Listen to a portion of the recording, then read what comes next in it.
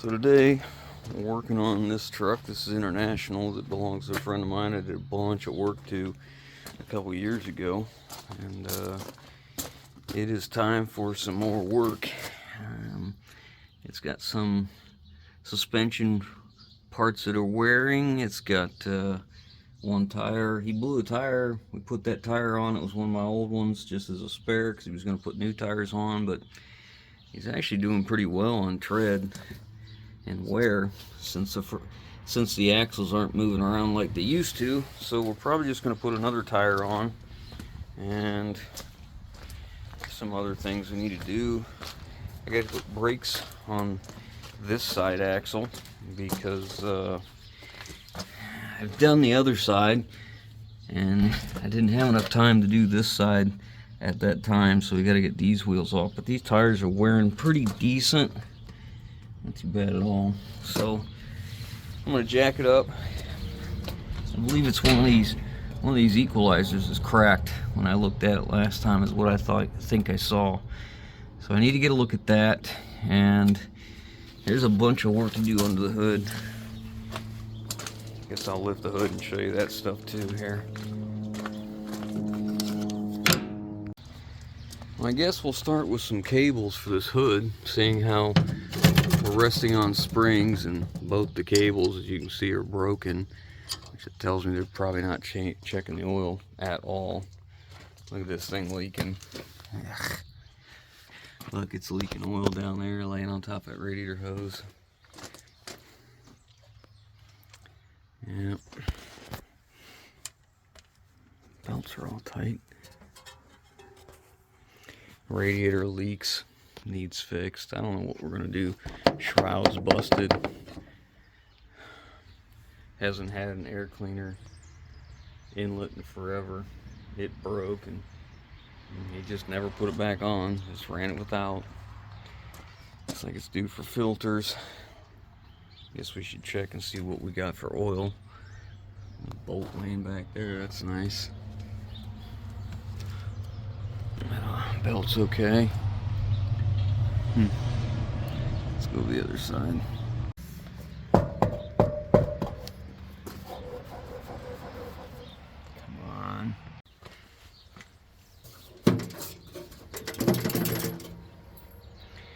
The whole plastic that goes in here is completely gone because it's broke. That's for the inlet.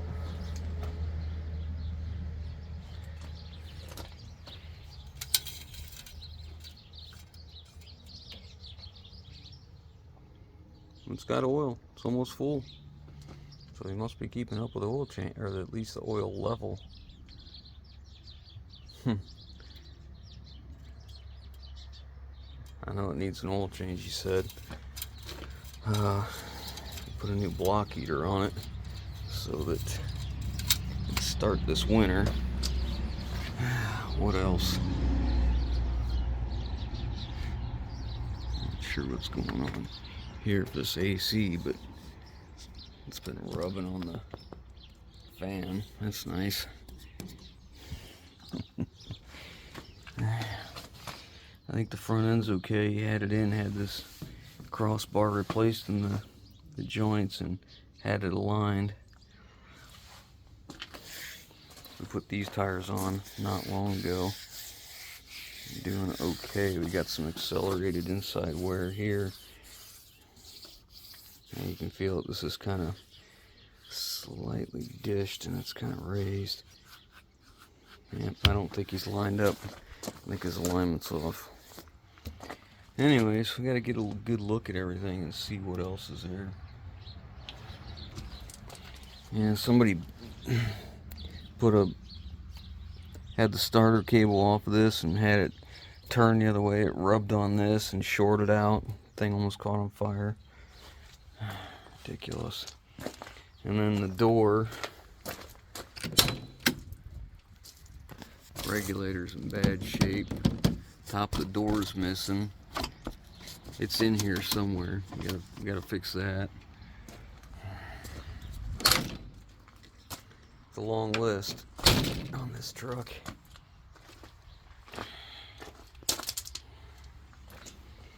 It's always a long list on this truck. backed into a tree here. Rip that loose, bend it. Something else I saw up here we need to take some attention.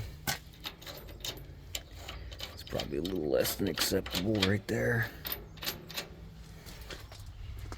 And there's something broke on this rear suspension somewhere, because I backed it up and I heard this thing pop, and I really wasn't in a bind as far as I knew. So I gotta inspect that really well to make sure that there's not something bad wrong going on. Oh, we gotta make a heat shield too. We're over here. Guys, look what this exhaust is doing to this frame.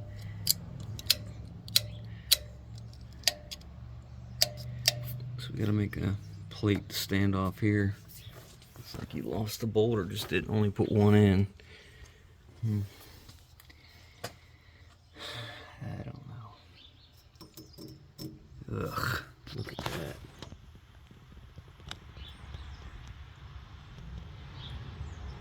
That's gonna be a huge hole. Oh yeah, that is a hole. Oh my god, I can look how far I can get my finger in there.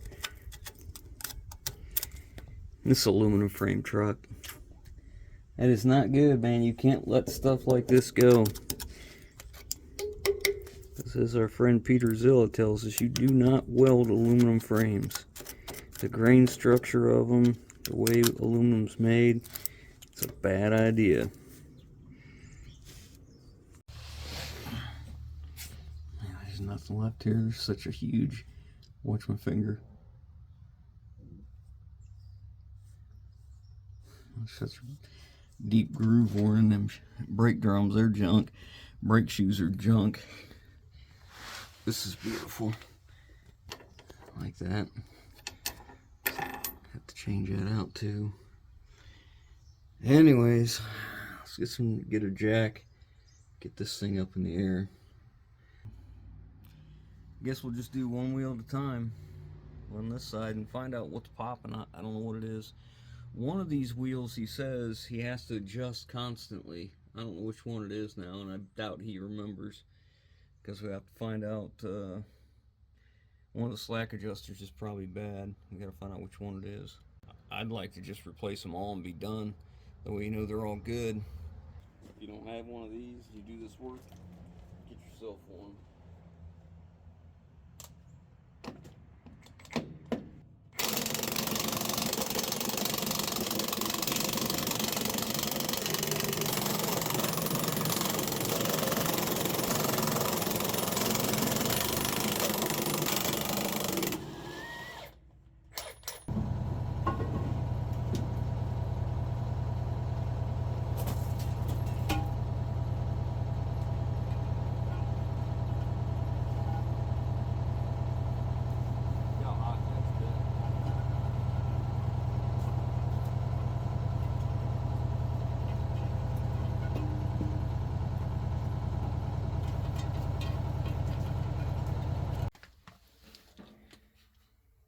Gone.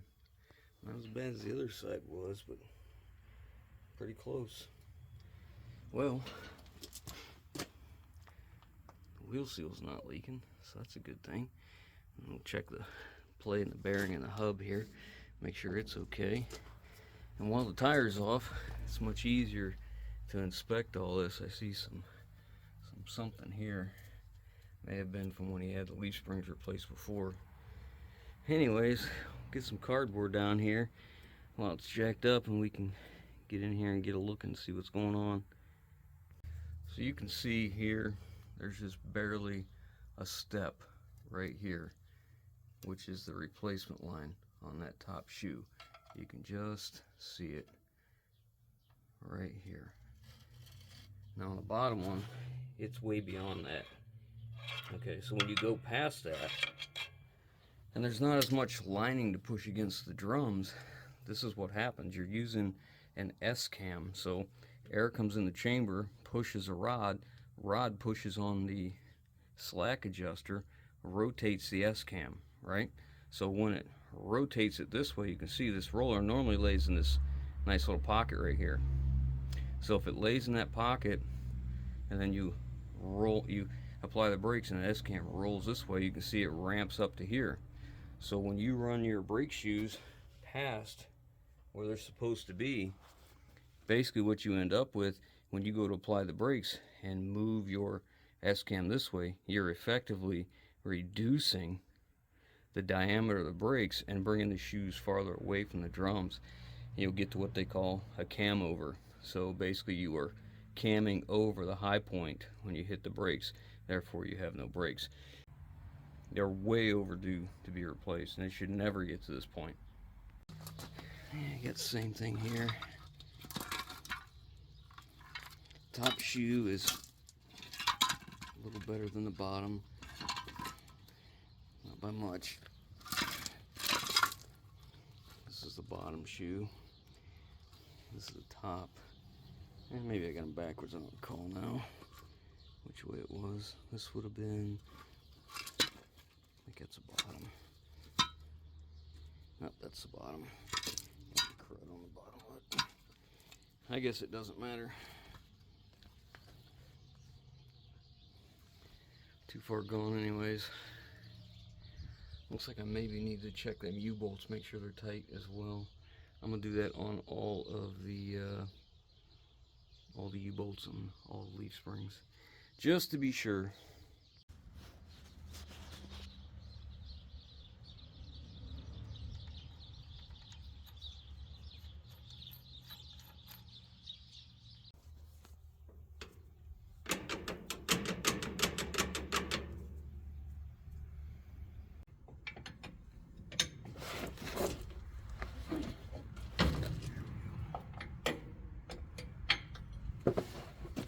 Alright, so I'm putting new slack adjusters on, and the new slack adjusters come with new forks, and being though all that water. Being though they ran this one with a caging bolt through it, it ovaled it, so we're going to go ahead and replace it. They're slightly different. I put them, this one's got a little more, so we'll have to move back a little bit. I'm replacing all of them. I'm going to need a little wire wheel and blaster. Okay.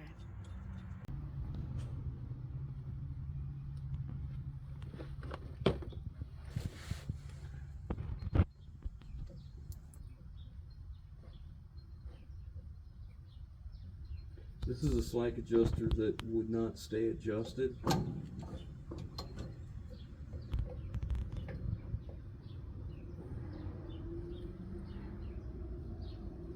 Beginning to booger up them threads. Anyways, I'm gonna try and get this to where when the brakes are applied, we're as close to 90 degrees as we can get, because that is the most force that we can get out of this, is a straight 90. But have to be careful because the rod's going to stick out too far into the fork as well. We got so much room to work with. Let's see. Bring this back in now. So we have to, in order to back off this, we're going to have to pull this pawl out here and then move this nut on top. I guess we really don't need that right now. Let's get this brought in. See how close we are. Right there.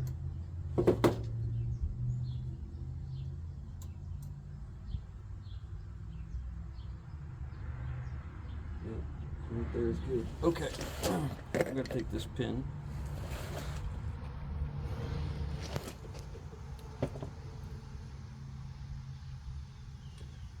That's why I'm saying I don't think I put this stuff on. I don't think I was the last guy in here because the pins did not have never sees on them. Neither did the locking nut. And most people know I go through a lot of nuts.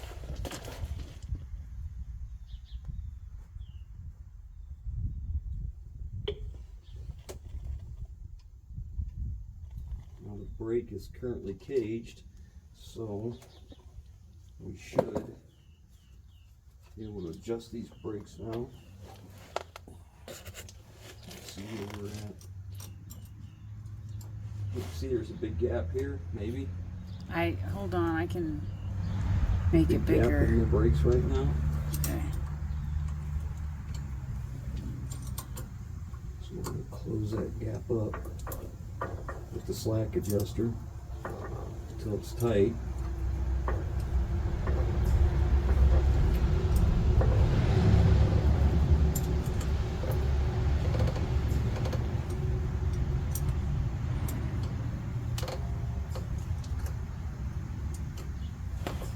Okay, that's tight. Now we'll just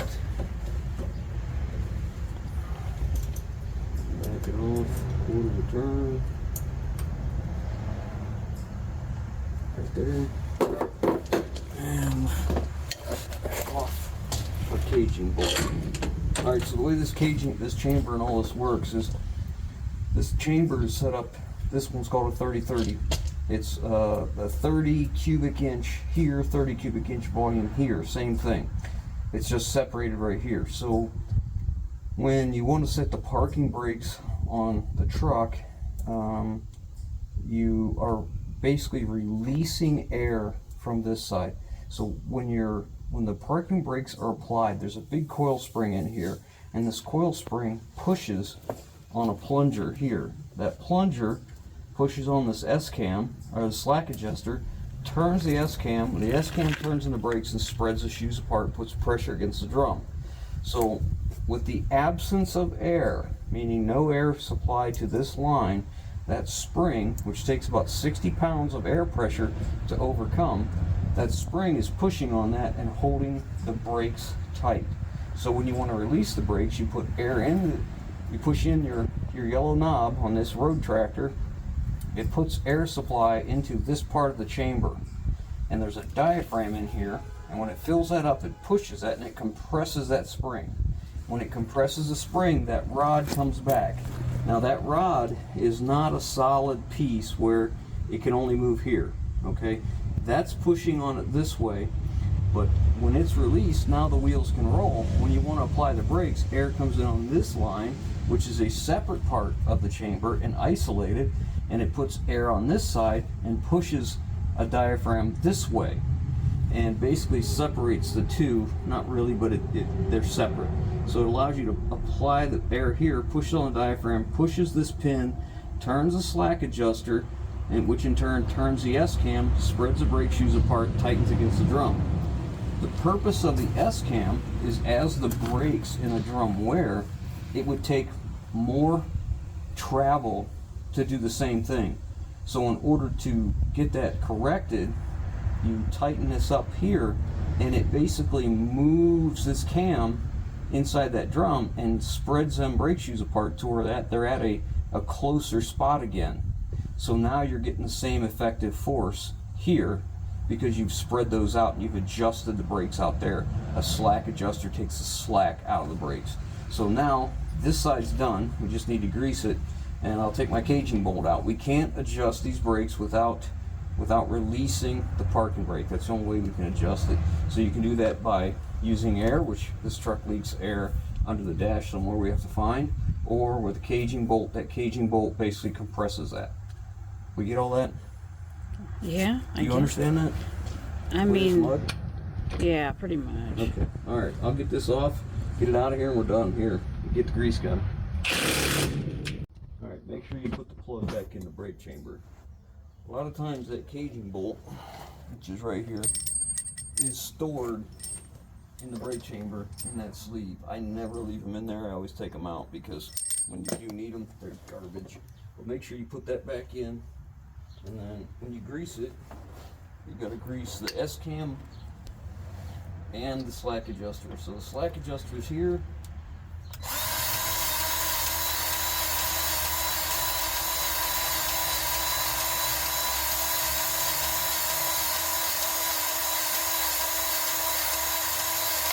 See grease coming out. And the S-cam tube, which probably hasn't been greased since I greased it years ago. So that's the way it looks.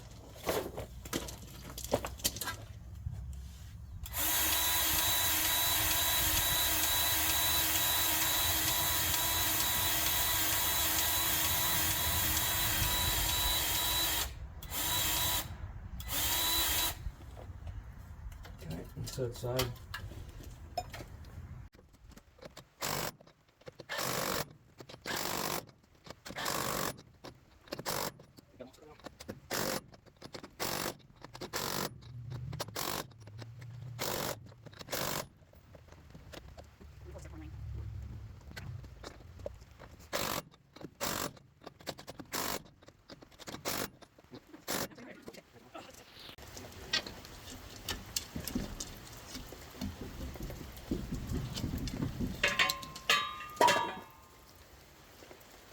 Gets easier when it's raining.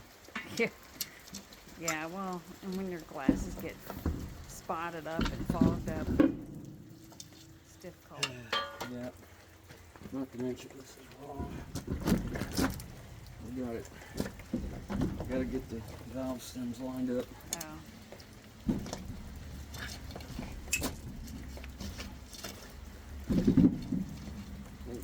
Well, this valve stem's way at the top. Oh. Okay.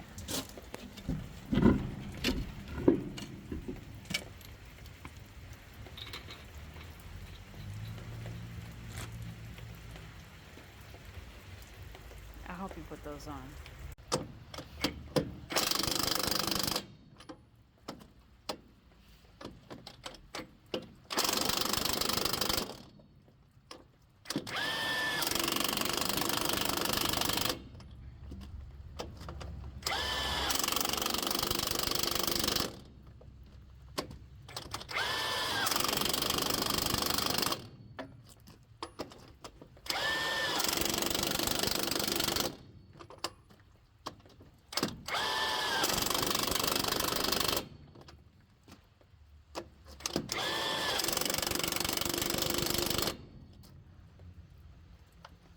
Down to 2 bars. Okay. So I'm gonna swap batteries and hit them for the last time. And a lot of people ask me how I like this. I'm telling you, I haven't used my air powered one since I got that. And we pulled a Freightliner out of the woods. Sat for 27 years with Bud wheels on them. This took them off. And they were rusty. I got both the wheels on. I rotated the tires. I put the ones that were on the back on the front. So now I need to take it for a test drive, make sure the brakes are okay, because he needs a truck tomorrow, so I'm gonna have to make sure it's good to go. I couldn't drive this truck every day. All the rattling, banging, loose stuff just drives me insane. There's no way I can drive this truck every day.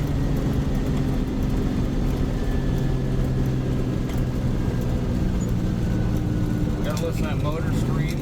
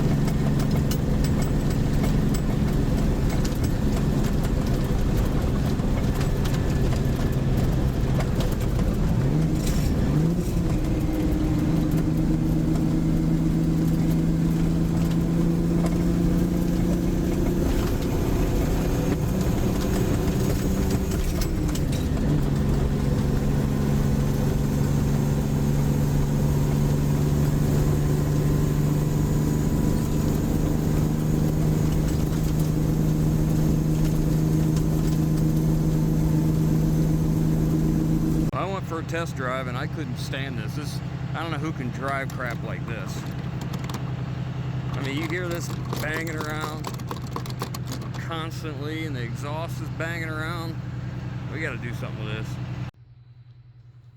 This thing's been so loose for so long. Look how rounded that is. No way you're going to get anything to work like that.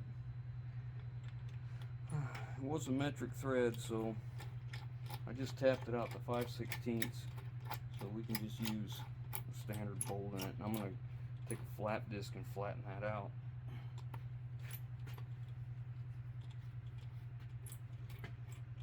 This was just neglect, man. I mean, you just can't let this stuff go like this.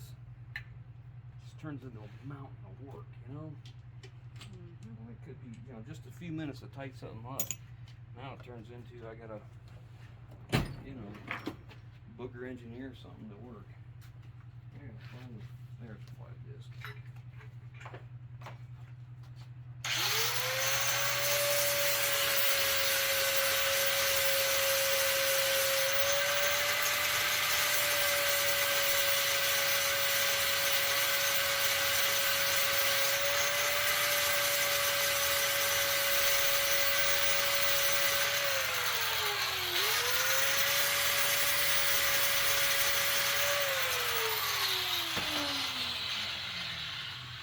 I gotta make sure it'll actually tighten up flat to my threads. I don't think it's going to. I think I need to take more off this edge. Yep, I do.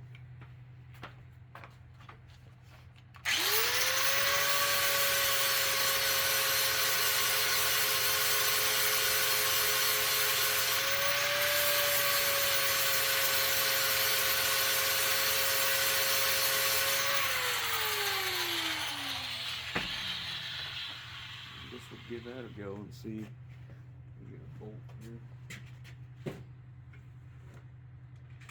5/16,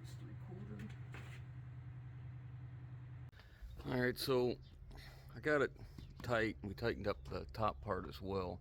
This part of the arm, the bolt that went through there was so wallered out.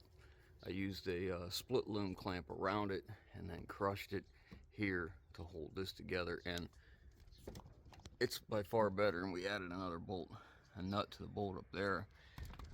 So yeah, now it works okay. I mean, for what it is, it really needs a new set of mirrors, but yeah, you don't want to do that. I got this wheel part here. We're going to replace this tire. This was a temporary tire because the one that was on it had a problem with the sidewall. It was about to blow, but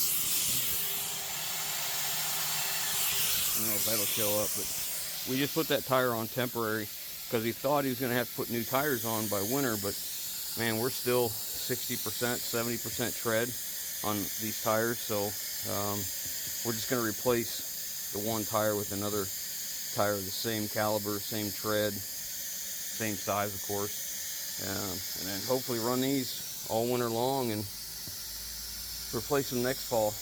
That's the hope anyways. That'll get him 3 years on these tires, which he was only getting, before I did all the work in the truck, he was getting 6 months on the tires, so that's been a huge improvement. You know, you save a lot of money in wearable items when you fix the stuff that's letting it move around. So we'll get that dismounted, get another one on. He's got the good tire on and just finishing airing it up.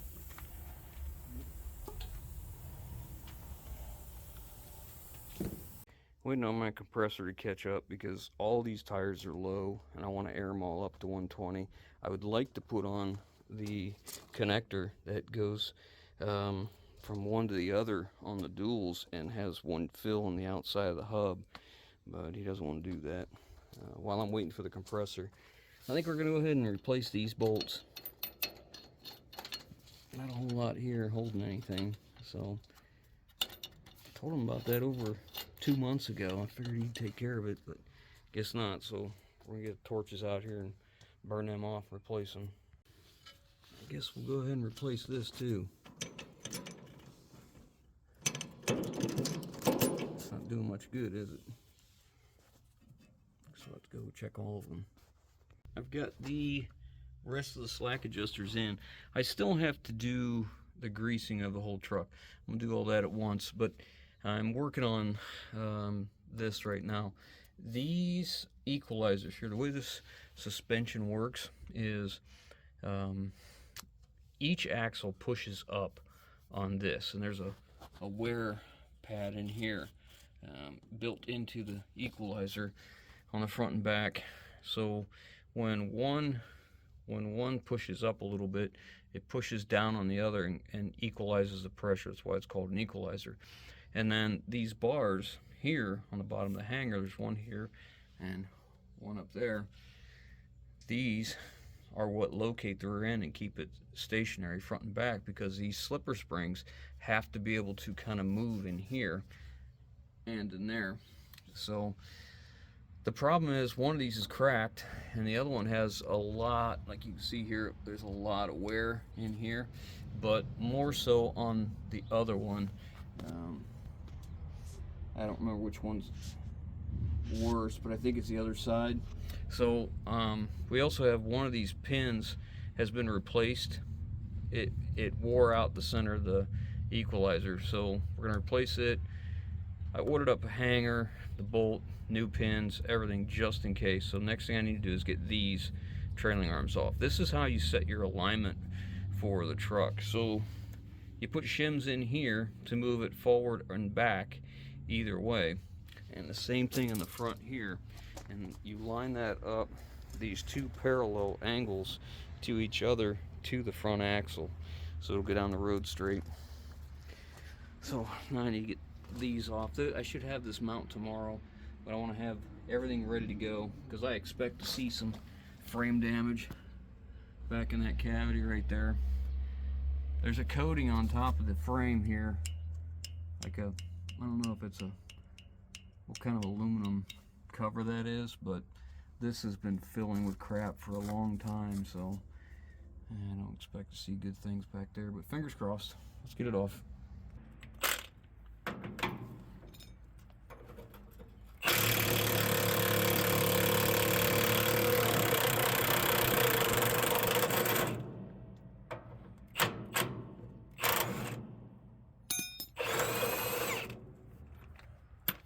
There's the importance of never seize on a bolt.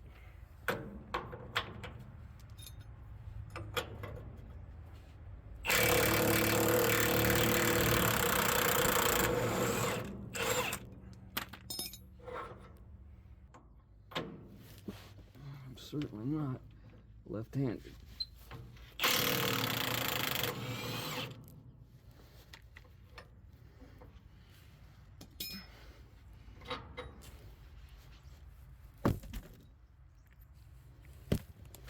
Good. Now we just need to get the bracket itself unbolted, but I need to secure the frame. We have to lift the suspension above, lift the frame above the suspension. I don't know if I like that. That's been replaced too. It's kind of weird.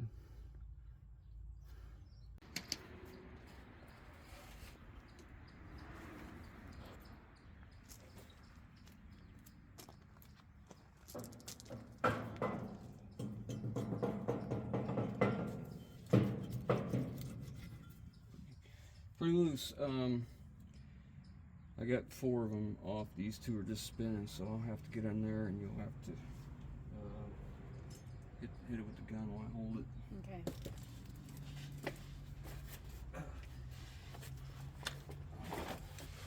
Tight squeeze.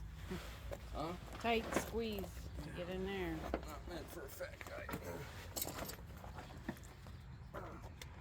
Okay.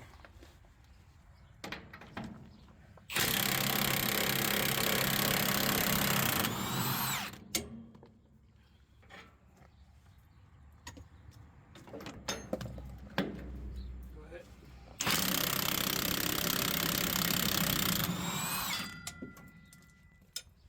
Okay. Throwing bolts at me. I didn't mean to. Alright, so there's that. Now, I need that gun. See if I can get these out.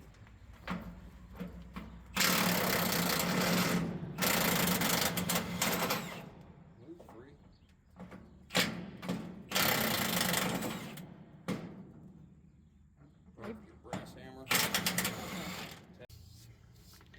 See a little bit of wear on that leaf spring, but these leaf springs were replaced. These were not. Let me see how bad that is inside there. So let's get them off.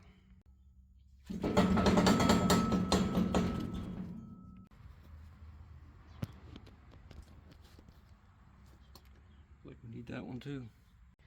You know, it's always the same thing with these trucks. They take such a beating, and this truck is pushed to the limits constantly. And, you know, that's why stuff like this happens. I mean, they're just... You're asking a lot out of this truck for what it is, and this is why it's constant failures. Because you're pushing it to its limits and beyond every day, all day. Good Lord. So I have 4 hangers that should be replaced and 2 that, I don't know. As old as this setup is, I wonder if it's worthwhile to replace them now so that we don't have to worry about not being able to find them later. I don't know. I don't know. Sucks. So this is what was left of that hanger for the exhaust stack, and it basically was hanging. What ended up happening is up here is where that's at, and you can see where I replaced it. It's got that new piece in there now squeezed in, and that allows that exhaust to move up and down a little bit, but the weight is actually being held here. That is just kind of holding it against the cab. The weight of the stack is right here. With this, we took this apart.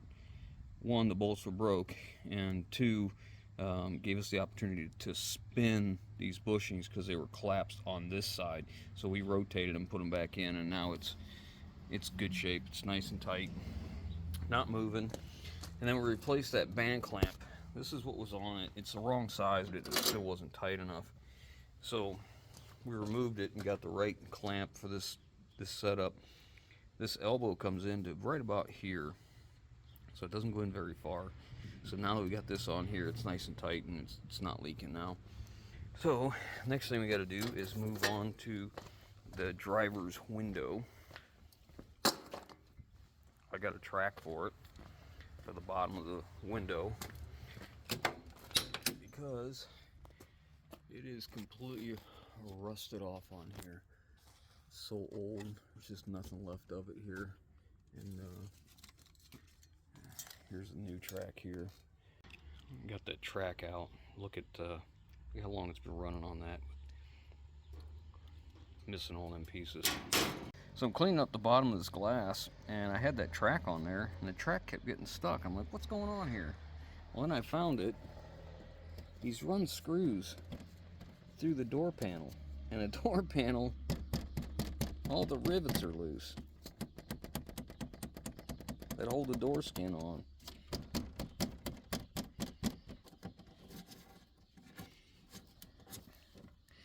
And we really need to drill these out and replace these, because that's what's allowing this to get, I mean, the screw shouldn't be there to begin with, but it's allowing it to get caught. I wonder if I can get my grinder in there.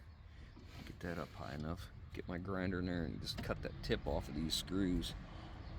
This one's broken off, the tip of it. That's probably what did this in. I don't know. What do you do? How far do you go? Where do you stop? So I took and ground down these 2 rivets till they were flat, and the purpose of that was so that I could see how thick that material is I need to go through. So when I go get the rivets to replace these, I can make sure that they're going to be thick enough to go through here, but not too much of a shank where it's in the way with all of this. We don't want it to be any longer than it has to be. So now I got to go get some. I'm not going to get the exact ones we need because I don't think anybody's going to have any, but because these are a sealing rivet. The center gets sealed up after it's done its deal, but let's see what we can do. I'm going to use this Milwaukee rivet gun to put these in. The holes are too loose for a smaller rivet, so I went up a size of quarters. And it just collects a stems back here.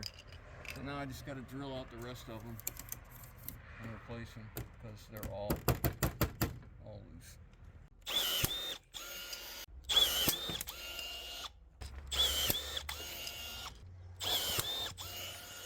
It's a Milwaukee M18 rivet gun. 2660 is the model number. It collects all the stems back here. They don't have them laying around. I got the Milwaukee puck gun too. This one's got all the different size collars for the different diameter rivets. Looks pretty good. Well, it's not perfect, but at least it's there and it's going to stay in place.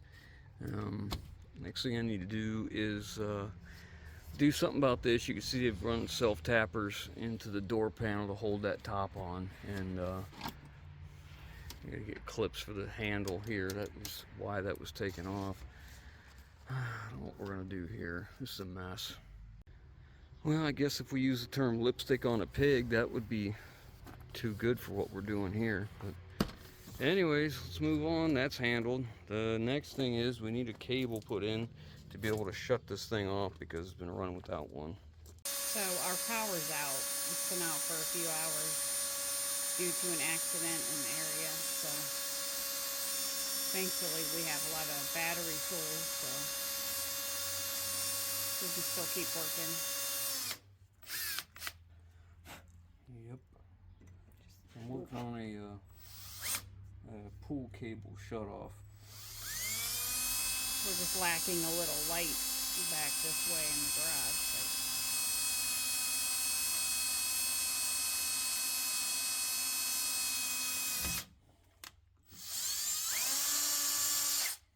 Okay, so the idea is the cable can go through there.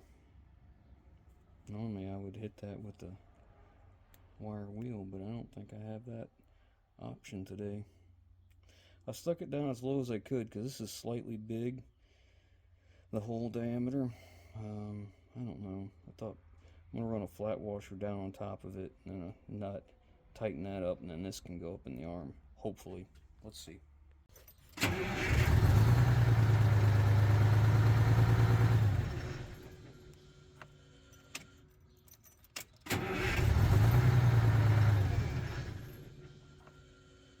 like it's working okay.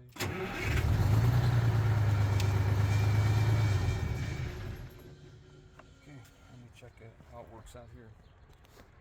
Alright, so I put a couple layers of loom or heat shrink over top of this so I can increase the diameter and give it this wire loom clamps something to grab. So I think I've got it. I took that bolt, I drilled a hole in the bottom, and I got to jam that hole and that together. It's not exactly easy to see. And then a washer so it can still spin. This is a nylock so it can't back out, but it allows it to turn. Go ahead and start it.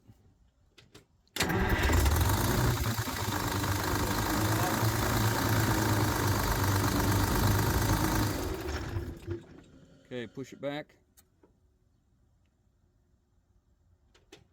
Start it.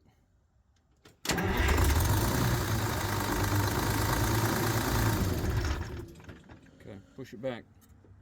Alright, I'm happy with how it works. I'll go ahead and trim the extra rod off here, and then I'll make just a little crook bend at the very end, just so if it comes loose, hopefully it doesn't pop out.